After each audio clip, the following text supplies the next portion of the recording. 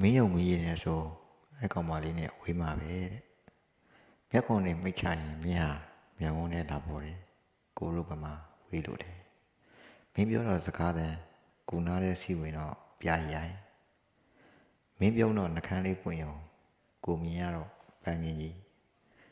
မင်းပေးတာကမျက်စောင်းကိုပိုင်ရတာကြတော့ကဘာတစ်ခုလုံးနိုင်ငံရေးတွေမသိဘူးမင်းရဲ့အကြောင်းအကုန်သိတယ်ကိုသိတဲ့မင်းအကြောင်းကလည်းကိုတကူစားနိုင်ငံရေးပဲ